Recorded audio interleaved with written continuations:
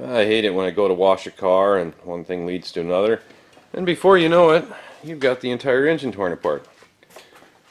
Does that happen to anybody else, or is it just me? It's probably just me, but I've been meaning to do this for a while because I've had coolant getting into the oil, and I had a suspicion that it was that front timing cover, and I could have just taken that off and redone it, but I figured better safe than sorry. I'll take everything off that could possibly leak coolant into the oil and just redo it. And once I got in there, the intake, lower intake looked fine, head gaskets look fine, but the seals around these water passages here didn't really look so great, so I'm thinking that that's where the leak was the whole time, but better safe than sorry, I guess.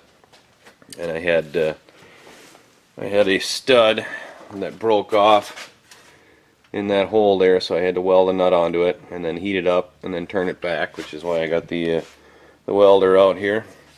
But I got that out of the way, and I'm not sure if I'm going to replace the timing cover or not. I noticed it did have around these ports, some of the aluminum was eaten away. I'm going to have to clean it up a little better and see what I think about it, but that's pretty sure that's where it was leaking. And then when I had it apart, or when I was taking it apart, I noticed something else kind of interesting. Got the air box off of it, and underneath the air box I found this. Not one, but two of my spark plug wires were completely chewed through. So I guess that explains the slight miss I had. So I'm going to get new plug wires, new plugs, and a bunch of other stuff. And then we're going to clean this whole thing up and hopefully put it back together and make it work. While I was in here, I decided to get rid of a few things. I decided to get rid of the air conditioning system, the smog pump, and the cruise control, because I never used this crap, and none of it worked anyway. The air conditioning didn't have any Freon in it, any refrigerant. That was completely empty, so that didn't work, so away it goes. The smog pump, I don't live in California, so I don't need one. And let's see here, the tube is completely blocked off. That one's open, but that one's completely blocked off, so that wasn't doing nothing. So away with that. And then the cruise control I never use, and it was held on with a piece of wire. So all that stuff I figure can go, and that'll give me a little more room under the hood when I put everything back together. So just got to get me some new parts. I think I got a pretty good list. We're going to replace a bunch of stuff, clean it all up, slap it back together, and hopefully we'll be right back on the road. Well, I've got all of my new parts. At least I think I do. I still haven't decided if I'm going to replace this timing cover or not. You can kind of see there that's eaten away a bit. I guess I'll have to clean up the rest of it a little bit better and see what I think and make a decision then, but that's about the only part that I'm kind of questionable on. Other than that, I got an entire set of gaskets here. I've got an alternator because the other one was the cause of my parasitic drain. So I got a brand new alternator. I got some hose clamps, new lower radiator hose, new bypass hose because those were both crap. I've got some fancy spark plug wires. They're red, so they make it go faster. Well, they were $8. I couldn't pass that up. Got a new water pump because that one was kind of crusty, rusty. I mean, it still worked, but why not? I'm in there, might as well do it. I got freeze plugs. I don't think I'll need them, but for $2, better have them and not need them than the other way around. Also got a set of studs for the water pump because I broke one. I got these little plugs that actually go into the heads there to block off that smog pump system. Funny thing is, I cleaned up this head, and it already had one in there, which I don't really understand, but whatever. That one already had one and that one didn't. Makes no sense, but I'll put one in that one when I get it all cleaned up and ready to go.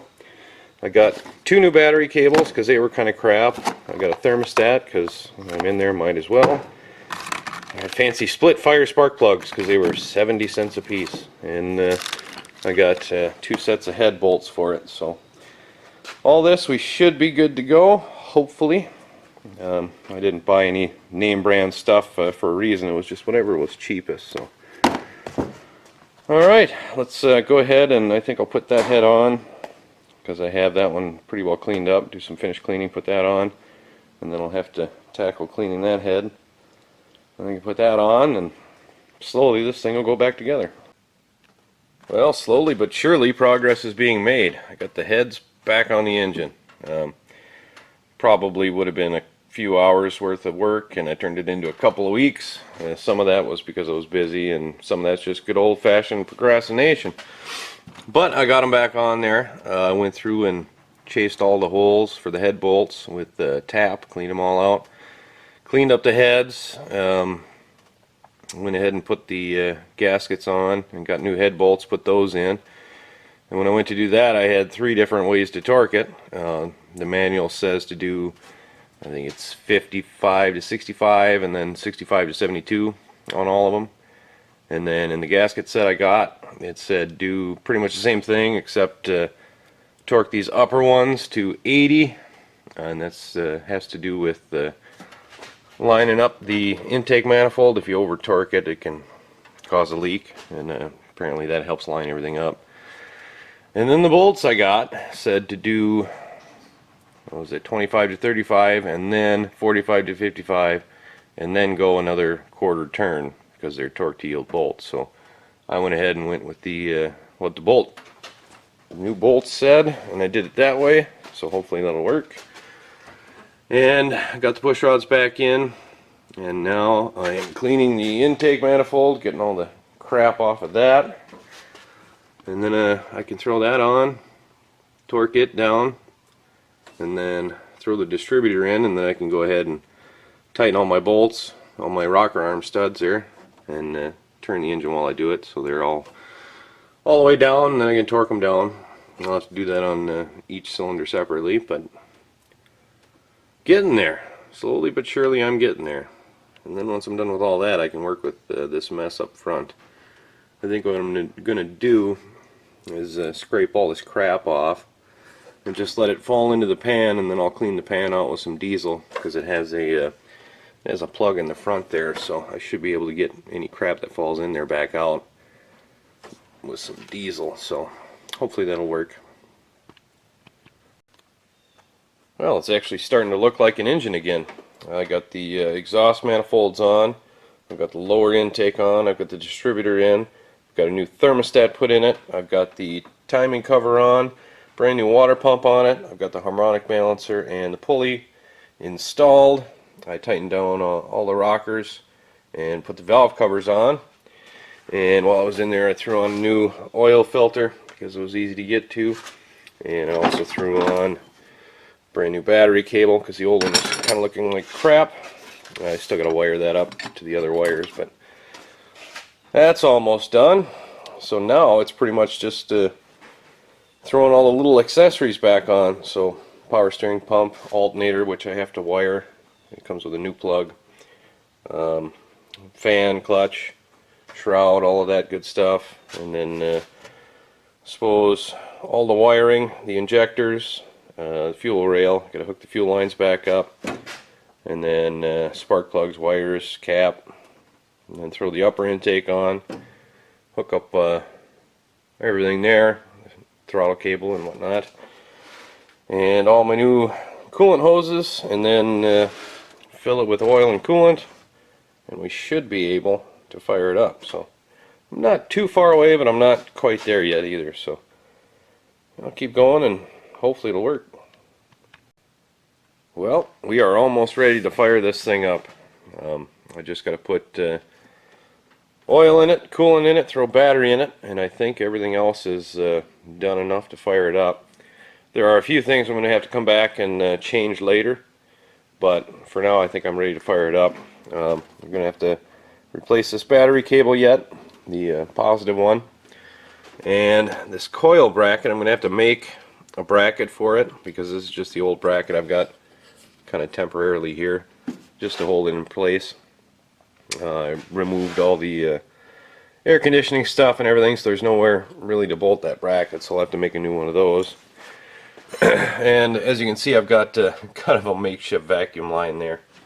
There was a vacuum line underneath the upper intake, and I was looking and looking, I couldn't figure out where it was supposed to go before I put the intake on, so I just plugged it off, and then I put the intake on, and I saw that it was supposed to go in here. I missed that, so I've just got this line routed up there for now, which is not a big deal, because once I start it and get it running and get it warmed up, I've got to take that upper intake back off again so that I can retorque the lower intake. So that's not really a big deal. I can fix it when I do that. And then I think I'm going to leave the air box off, because I think what I'm going to do is just put a cone filter on here. Not for any performance reasons or anything, I just I like to have a lot of space, make it easier to work on, and a cone filter will do that rather than a big stupid air box for the mice to live in. So yeah, I think we're just about ready. I'll clean off all these tools and, like I said, get the oil and coolant back in it, and hopefully it'll fire right up. Alright, I think everything should be ready to go. Let's give this thing a try and see if it'll start.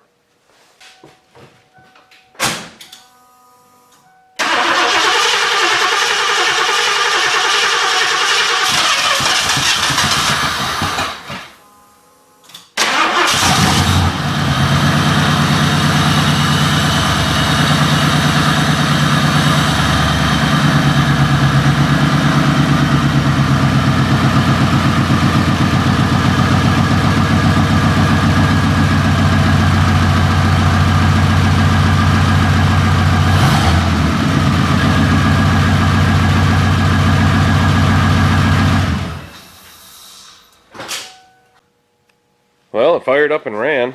I don't see any huge puddles under here that weren't there before anyway. So I'm going to call that a success. I still have some things to do to it to button it up, but I'm going to go ahead and clean it all off and then pull it out of here, because I have something I want to put on the truck and I need to pull that in here to do it. So let's go ahead and get this out, and we'll get the truck in for the next video.